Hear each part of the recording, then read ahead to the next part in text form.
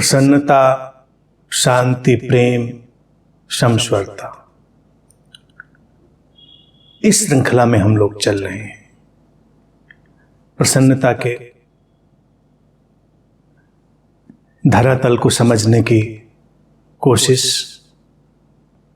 और हर बार इस बात का स्मरण दिलाना आवश्यक है कि कोई भी चीज एक दूसरे से अलग नहीं है, किसी का कोई ऑर्डर नहीं है।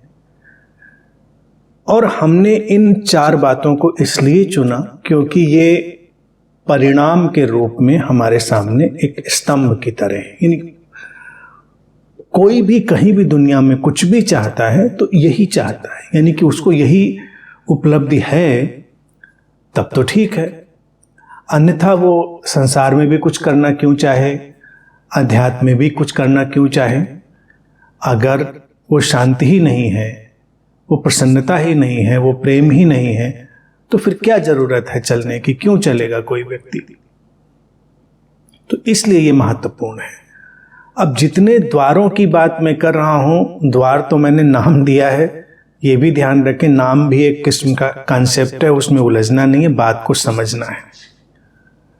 वो सारे द्वार भी एक दूसरे से जुड़े हुए हैं, एक दूसरे में शामिल हैं। ये एक वेब की तरह है।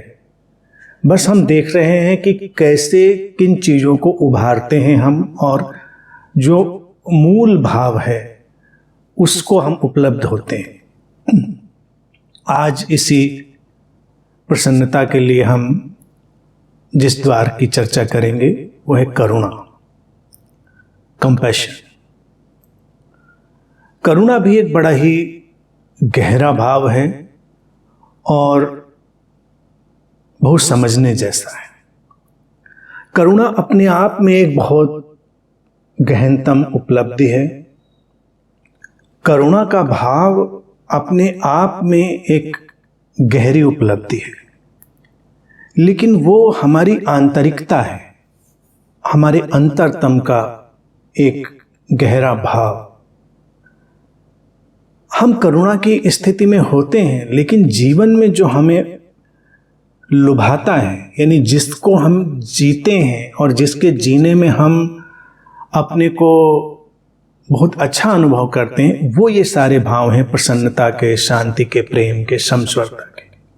करुणा अंतरतम में है, प्रसन्नता भी अंतरतम में है, लेकिन प्रसन्नता निकलकर हमारे पूरे जीवन पर फैलती है, घेरती है, और वो हमारे जीवन को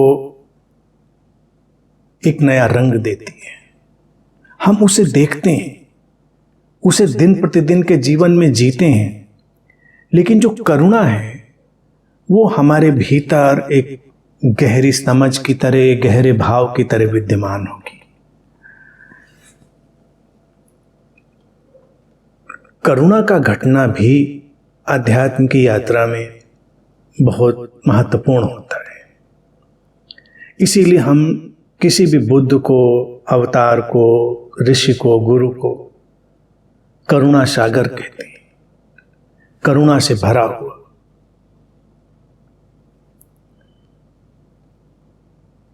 करुणा और समझ, कंपैशन और अंडरस्टैंडिंग, ये दोनों साथ साथ चलती हैं। अगर समझ नहीं है तो करुणा का भाव भी उत्पन्न नहीं होगा। और गहरी से गहरी समझ क्या है, हम मूल बात पर पहले हिट करते हैं, फिर उसको धीरे धीरे करके हम लोग एक्सप्लोर करते हैं। मूल समझ क्या है, स्वयं के अकर्ता होने की। अकर्ता की विस्तार में हम अलग द्वार पर चर्चा करेंगे जब शांति पर बात करेंगे, लेकिन अकर्ता की समझ जैसे ही व्यक्ति के भीतर स्थिर होगी, स्टेबल होगी, वो करुणा से भरेगा। जब तक अकर्ता की समझ नहीं आएगी किसी के भीतर, वो करुणा से नहीं भर सकता। तब करुणा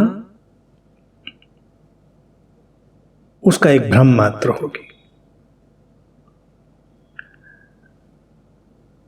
करुणा के मूल में देखिए क्या है कि हम जब अकर्ता वाली स्थिति को समझते हैं तो उसमें मूल रूप से क्या हमारे अंदर स्पष्टता उभरती है कि ये जीवन उसी एक स्रोत से निकलकर फैला है, सब उसी स्रोत से निकले ताने बाने से ये जीवन बुना गया है।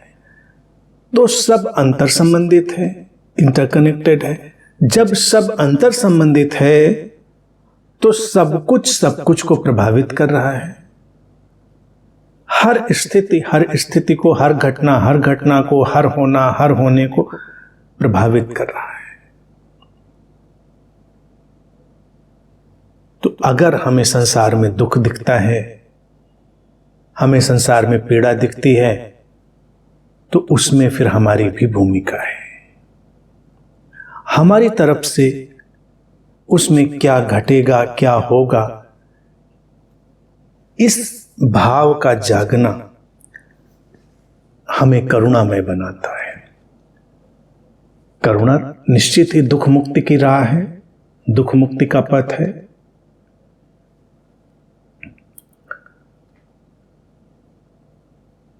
और दुख क्या है? दुख है अज्ञान का। दुख क्यों है? क्योंकि व्यक्ति भ्रमवश अपने को करने वाला मानता है। अपने को मानता है तो दूसरे को भी मानता है, तो उलझ जाते हैं। उस उलझाव में तमाम तरह का संघर्ष होता है, दुख होता है, तमाम तरह की पीड़ाएं होती हैं। तो प्राथमिक बात तो यही है, जब ये हमने देखा तो बहुत सारा जो दुख था, वो भ्रम मात्र हमें दिखाई दे रहा है, लेकिन भ्रम भी किसी के लिए वास्तविकता है।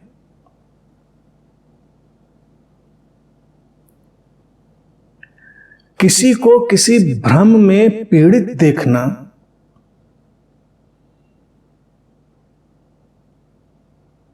करुणा का प्रारंभ है।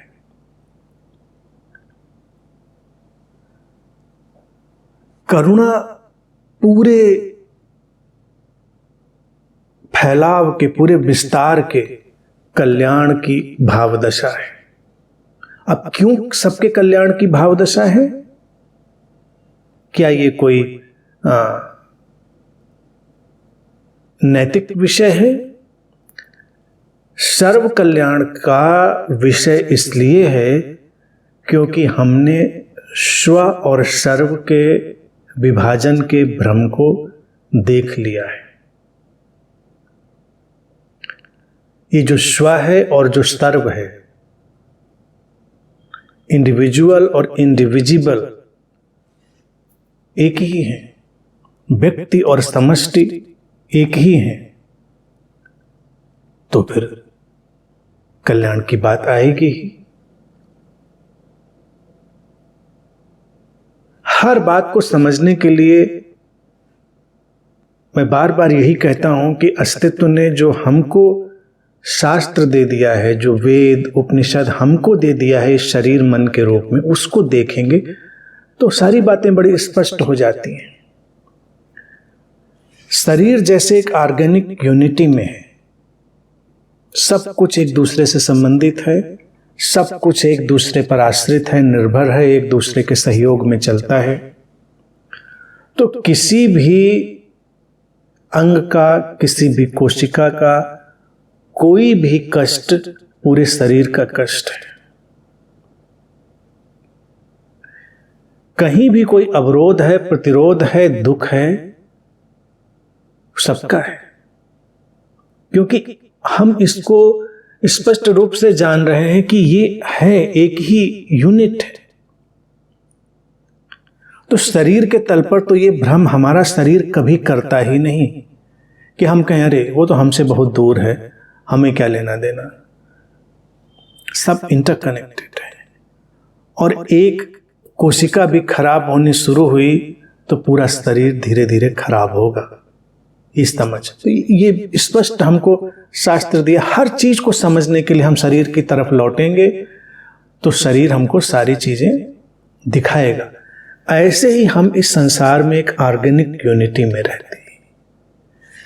इस संसार भी एक व्यापक शरीर है, तो उस शरीर में भी सब कुछ जुड़ा हुआ है। सब कुछ जुड़ा हुआ है। अब इस जोड़ को जब कोई देखता है, अनुभव करता है, तो उसके हृदय में जो भाव जागता है उसको करुणा कहते हैं। तो अंधेरा है, अंधेरे की पीड़ा है, तो जो करुणा से भरा व्यक्ति है वो अपनी जगह पर प्रकाश को उत्पन्न करेगा। अंधेरे का रोना नहीं रोना है, वो अपनी जगह पर अपनी जगह को प्रकाशित होने देगा, और इसी तरह से प्रकाश का एक सिलसिला धीरे धीरे चलेगा और जो अंधेरे का दुख है वो खत्म होगा। करुणा इम्पर्सनल है, अवैयक्तिक है। करुणा की जो दशा है वो इम्पर्सनल है, अवैयक्तिक है। बस वो भीतर महसूस की जाती है, उसका किसी व्यक्ति, परिस्थिति या किसी भी घटना विशेष से कोई लेना देना नहीं होता, क्योंकि वो समझ है, वो अंडरस्टैंडिंग है। बिना समझ के उसको होना ही नहीं था। तो इसलिए उसका ये पूरा फैलाव इम्पर्सनल ढंग से व्यक्ति के भीतर अवतरित होता है। और प्रसन्नता का जो सिरा है वो जुड़ा तो इम्पर्सनल कॉन्शियसनेस से ही, उस निर्वैयक्तिक चेतना से ही है, लेकिन वो हमारी वैयक्तिक उपस्थिति पर, इंडिविजुअल जो प्रेजेंस है उसके ऊपर भी वो आच्छादित होती, उसको ओवरलैप करती, उसको वो घेरती है, इसीलिए वो इतनी विजिबल हो जाती है। किसी के भीतर करुणा का समावेश है, इंक्लूजन है कंपैशन का, ये हम नहीं जान सकते। हम कैसे जानेंगे कि करुणा है? लेकिन प्रसन्नता है किसी के भीतर समाविष्ट, इंक्लूड उसके पूरे सिस्टम में, ये हमको दिखाई देगा। शांति हमको दिखाई देगी, प्रेम हमको दिखाई देगा। सारी चीजें चार हम जिनकी बात करते हैं, इसीलिए उनको महत्वपूर्ण मैं मानता हूं। वो आंतरिक से आंतरिक हैं और बाहरी से बाहरी हैं। उनका अदृश्य सिरा भी है और उनका दृश्य सिरा भी है। करुणा पूरी तरह से अदृश्य और अज्ञात है। वो तमाम चीजों को सक्रिय करेगी, वो तमाम घटनाओं को एक्टिवेट करेगी, लेकिन करुणा को सीधे सीधे देखा जा सकना संभव नहीं है, हम नहीं जान सकते। प्रेम पर जब आएंगे तो प्रेम विजिबल है। करुणा प्रेम का भी शुद्धतम रूप है, प्रेम से भी उदात्त है।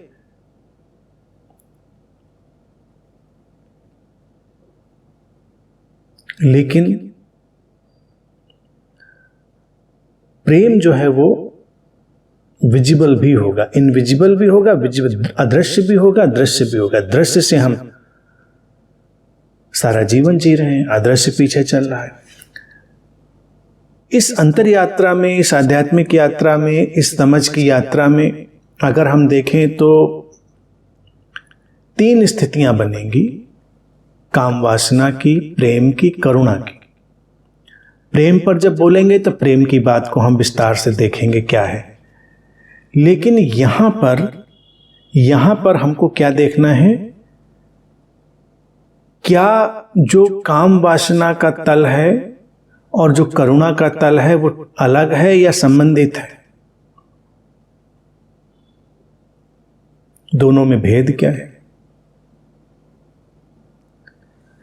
इसको हमें ऐसे ही देखना होगा कि कोयले और हीरे में क्या भेद है।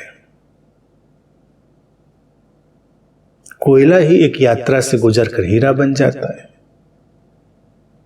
कोयला क्या बुरा है? नहीं, कोयले के अपने उपयोग हैं। निश्चित दबाव, निश्चित तापमान से गुजरकर वो कार्बन डायमंड में बदल जाता है। कई बार बहुत सारी ऐसी स्थितियां, परिस्थितियां होती हैं जिस पर लोग मुझसे भी कहते हैं कि आप इन पर क्यों नहीं बोलते, आप तात्कालिक राजनीति, तात्कालिक उपद्रव, ये सब वैमनस्य, इन पर क्यों नहीं बोलते? तो उनसे मेरा कहना होता है कि कोयले को धोने का काम हमें नहीं करना है। कोयले को धोकर उजला आप नहीं कर सकते, कोयले से कोई दुश्मनी नहीं है, लेकिन उसका यथार्थ पता है। कोयले को हम कितना भी रगड़ रगड़ कर धोएं, कोयला कालिख को ही फैलाता चला जाएगा। लेकिन अगर हीरा किसी मिट्टी में लिपटा है, सोना किसी मिट्टी में लिपटा है, तो हम उसको धुलने की कोशिश जरूर करेंगे, क्योंकि उसको धुलकर वो निकाला जा सकता है, हीरा निकाला जा सकता है, सोना निकाला जा सकता है। करुणा इस दृष्टि की स्पष्टता का नाम भी है कि वो उस महत्वपूर्ण बिंदु पर अपना काम करती है जहां से बड़ा परिणाम आता है, वास्तविक परिणाम आता है, व्यर्थ की बातों में नहीं उलझती। इसीलिए करुणा कोई आंदोलन नहीं चलाएगी, मूवमेंट नहीं चलाएगी, कभी ये सुधारो, ये बचाओ, वो गिराओ, वो उठाओ, ऐसा कोई आंदोलन करुणा सक्रिय नहीं करती है, क्योंकि करुणा की दृष्टि स्पष्ट है। वो जानती है क्या क्या है, क्या क्या नहीं है। भावुकता से नहीं चल रही, करुणा की स्थिति भावुकता से मुक्त है।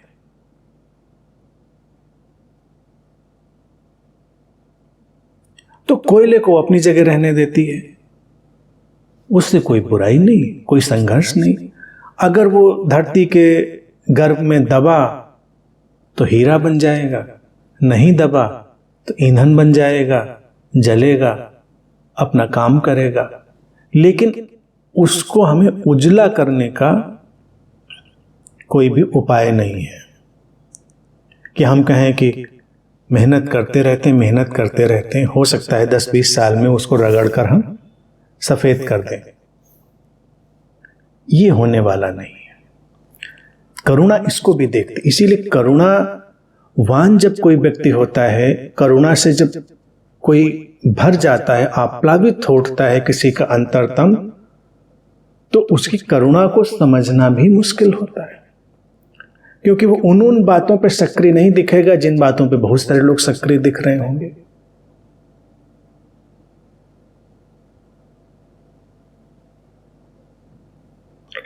लोगों को बड़ी बेचैनी, बड़ी उत्तेजना होती है कि ये जल्दी से खत्म किया जाए। अब किसी को दुख की स्थिति दिखी तो दुख को खत्म करने का, समाप्त करने का एक तरीका बुद्ध का भी है। बुद्ध ने भी तो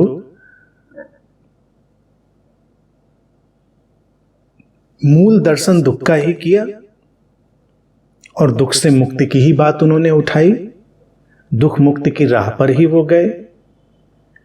लेकिन ऐसा तो दृष्टांत नहीं है कि वो तमाम तरह के आंदोलन छेड़ने लगे दुख समाप्त करने की, क्योंकि उन्होंने दुख के मूल पर काम करना शुरू किया। तो इसी मूल को समझने के लिए हमको काम वासना को समझना पड़ेगा। वो कोयले की स्थिति है। काम वासना जब कहा जाता है तो उसमें केवल जो सेक्सुअलिटी है उसको ही नहीं समझना है, वो वासना, एक्सपेंशन ऑफ डिजायर्स। और अंग्रेजी में हम उसमें उसको पैशन से भी जोड़ते हैं कि फायर ऑफ पैशन। अब पैशन बहुत सारी चीजों का हो सकता है, पैशन तमाम तरह की इच्छाओं आकांक्षाओं का भी हो सकता है, और पैशन उस सेक्सुअलिटी का भी है। और ये यात्रा क्या है? From passion to compassion. हम उसको समझेंगे। अब काम वासना में भी कोई व्यक्ति क्यों जाता है, या किसी भी वासना में, भारत के शब्द हमेशा ध्यान रखें। हम सेक्सुअलिटी ये कहें तो बड़े लिमिटेड हो जाते हैं, हम कहते काम वासना, तो ये बहुत व्यापक हो जाता है। दैहिक सुख से लेकर हमारी कामनाओं से स्वयं को तृप्त करने की कोई भी आकांक्षा काम वासना है। और उसमें मूल जो व्यक्ति की भावदशा है वो क्या है कि जो प्रसन्नता है, जिसको हम सुख की तरह अनुवादित करते हैं, वो हमेशा किसी दूसरे से मिलनी है, हमेशा कहीं बाहर से आनी है। व्यक्ति, वस्तु या परिस्थिति, ये उन्हीं से आएगी प्रसन्नता, क्योंकि यही समझ अभी है वहां पर। और फिर उसको ये भी बात है कि इसके लिए हमको कुछ करना ही है, प्रसन्नता या सुख लाने के लिए हमको कुछ करना ही है।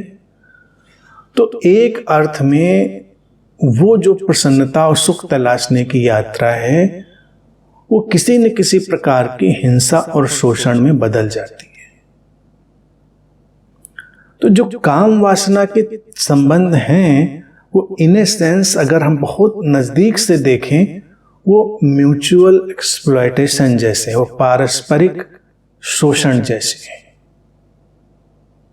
इसीलिए लंबे अंतराल के बाद व्यक्ति को खिन्नता, उदासी, विरक्ति, बहुत सारे भाव पकड़ते हैं, क्योंकि तुम्हारी प्रसन्नता के लिए कुछ चाहिए, कोई दूसरा चाहिए। अच्छा, व्यक्ति को हटा दें तो वस्तुएं चाहिए, धन चाहिए, पदार्थ चाहिए, कुछ चाहिए हमको। कुछ चाहने में हिंसा और शोषण के धागे मिल ही जाएंगे, उनको अलग करना संभव नहीं है। लेकिन फिर जब हमको ये बात दिखाई देती है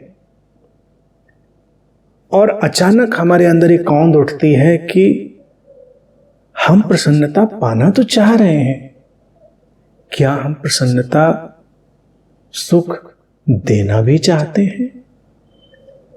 अब उसी काम वासना के तल में ही देखिए छोटा सा ट्विस्ट और व्यक्ति को करुणा की तरफ धक्का मिलने लगता है।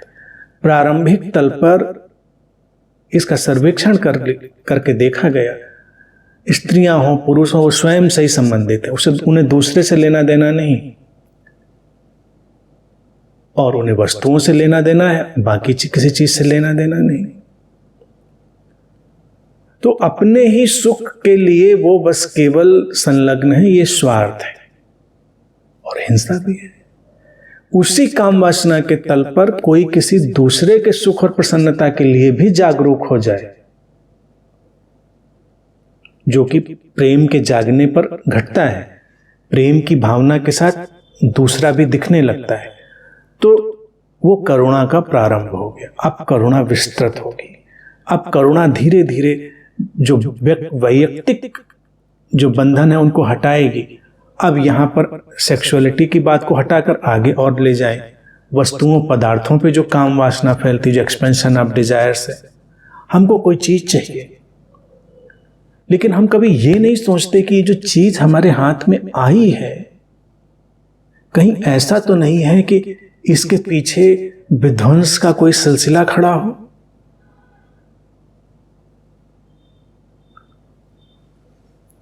हमको जो ये भोजन इस समय बड़ा स्वादिष्ट लग रहा है, इस भोजन के पीछे कहीं कोई हिंसा, शोषण या कोई अराजकता की व्यवस्था तो शामिल नहीं है। हमारे हाथ में जो ये बैग है, ये वॉच है, ये मोबाइल है, ये हमारे इस पूरे प्लेनेट के बैलेंस को, उसके इकोलॉजी को कहीं इम्पैक्ट तो नहीं कर रहा है?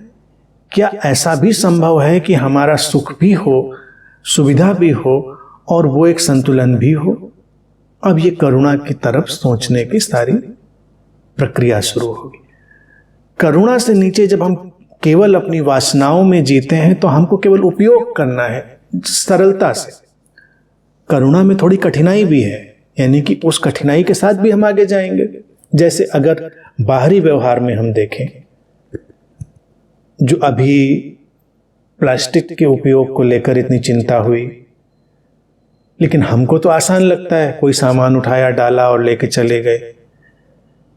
बनाया भी उसको आसानी के लिए था, लेकिन धीरे धीरे ये दिखा कि जो वो है हमारे इकोलॉजिकल बैलेंस के लिए, इस प्लेनेट के लिए वो एक चुनौती बनने लगी, एक थ्रेट बनने लगी। तो उससे हटकर अब धीरे धीरे लोग जाने लगे बहुत सारी उन चीजों पर। कॉस्मेटिक्स पे भी देखिए, हालांकि ये भी ध्यान रखना चाहिए कि मार्केट का एक जो है केवल विज्ञापन भी हो सकता है, क्योंकि लोगों ने वैसे सोचना शुरू किया। पहले कोई नहीं सोचता था कि हम जो ब्यूटी प्रोडक्ट्स, सौंदर्य प्रसाधन के सामान उपयोग कर रहे हैं, जिन चीज़ों को लगाकर हम बड़े सुंदर बन रहे हैं उनमें क्या कोई क्रूरता भी शामिल थी? तो अब देखिए प्रोडक्ट्स पे मेंशन भी रहता है क्रूएलिटी फ्री।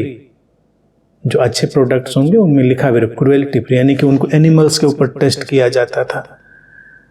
बहुत सारी चीज़ें हम अपने आँख के आसपास कोई क्रीम यूज करेंगे या कोई ऐसी चीज़ हम उपयोग कर रहे हैं तो हमारी स्किन डेलिकेट है, तो उसको किसी पशु की डेलिकेट आई या वहाँ पर हम इस्तेमाल करके टेस्ट करते थे पहले कि पता चल जाए नुकसान कितना हो रहा है, कितना हो रहा है।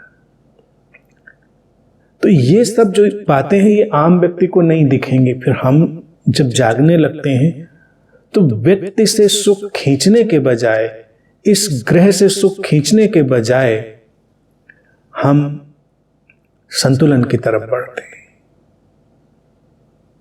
संतुलन एक करुणा की स्थिति को लाता है।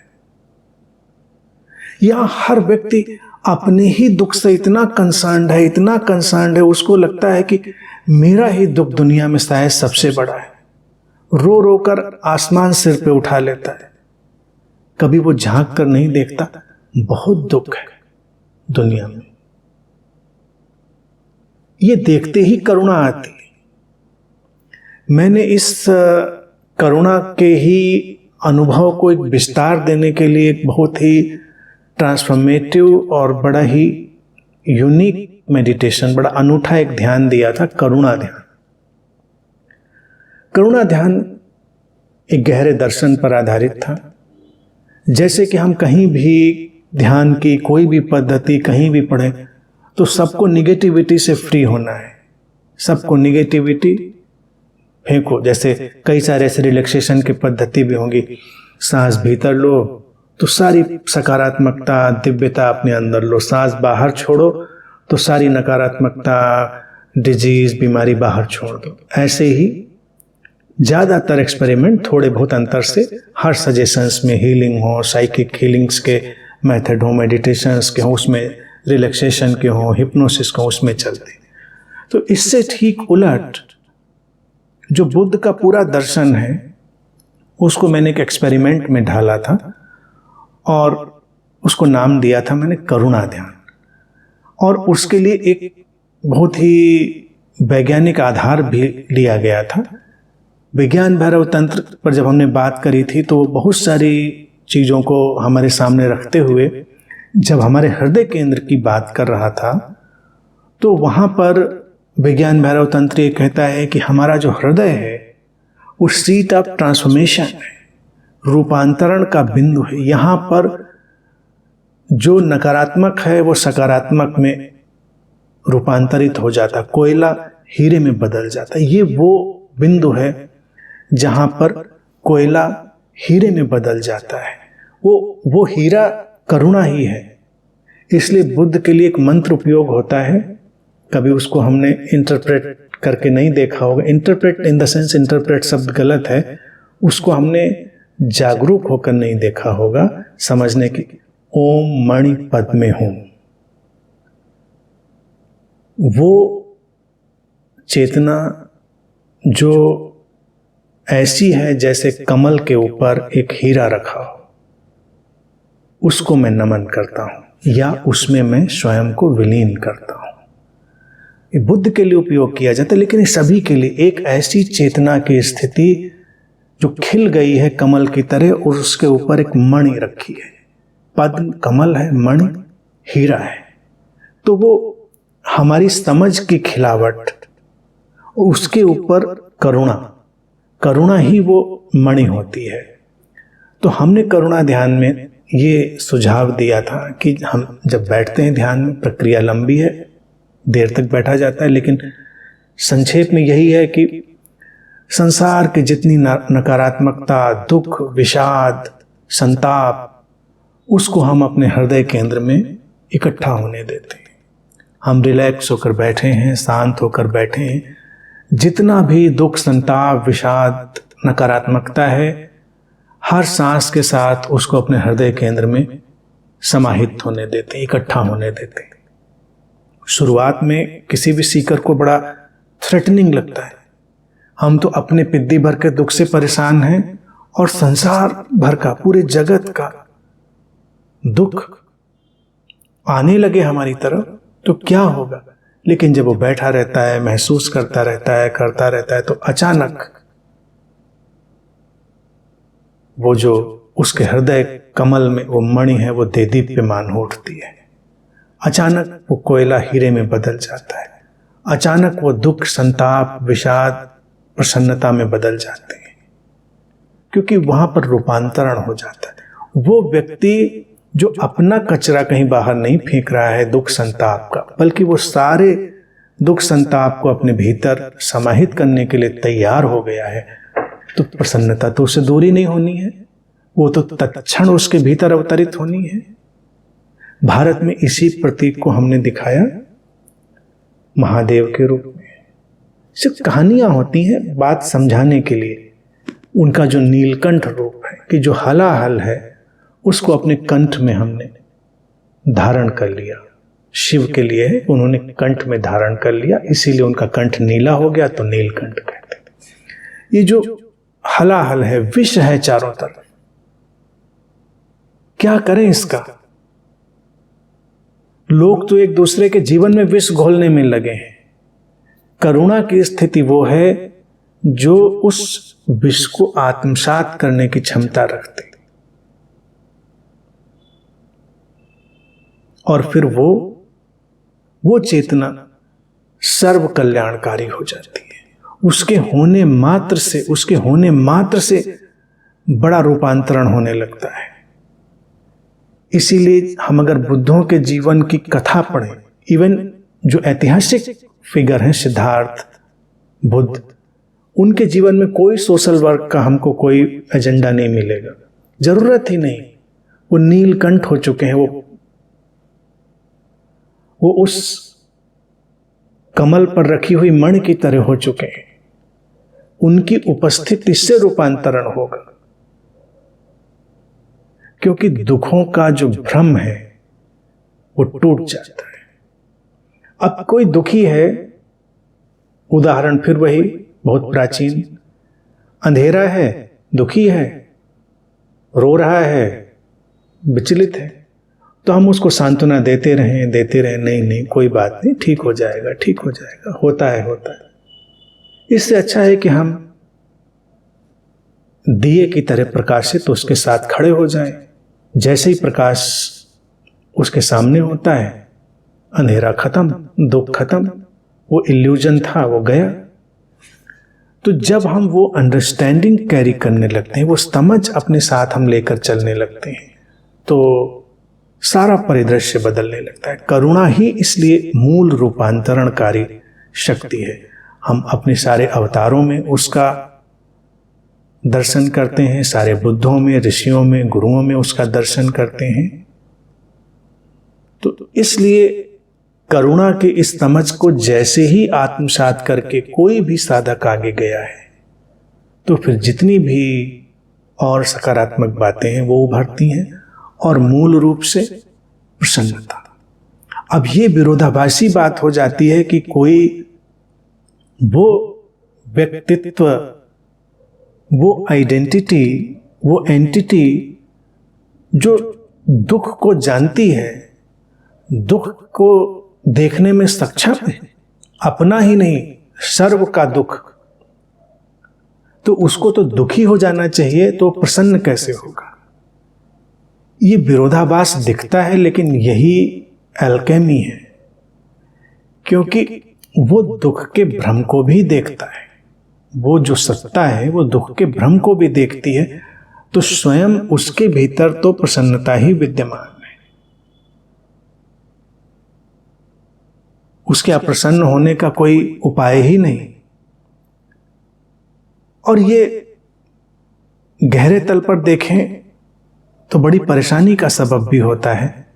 कभी अपने प्रियजनों को भी देखें, बच्चों को देखें अपने, कि किसी ऐसी चीज में वो उलझे होते हैं जो निहायत ही व्यर्थ है, स्टूपिड है, इल्यूजरी है। हम जानते हैं उस बात को, लेकिन वो उलझा है। हम कुछ सामान्य स्थितियों में कर भी नहीं पाते, हमको बुरा भी लगता है, लेकिन हम अपनी शांति उससे खंडित नहीं करते, क्योंकि हम जानते हैं इस चीज को। बच्चों के रोने कलपने को लेकर देखिए कितने माँ बाप विषाद में चले जाते हैं, क्योंकि वो जानते हैं कि ठीक है, कोई बात नहीं, अभी उसका यही फेज है, यही उसका इल्यूजन है, ठीक हो जाएगा। वो चाहे किसी खिलौने को लेकर रोए, चाहे किसी और चीज को लेकर रोए, माँ बाप शांत प्रसन्न बने रहते हैं। कभी कभी दुखी होने का प्रिटेंशन कर सकते हैं, वो विचलित नहीं होते, क्योंकि वो यथार्थ जानते हैं। तो जो बुद्ध है, जो अवेकन्ड वन है, वो यथार्थ को जानता है, उसमें सहयोग देता है या उसके माध्यम से सहयोग घटता है, वो अपनी प्रसन्नता की आभा में स्थित है।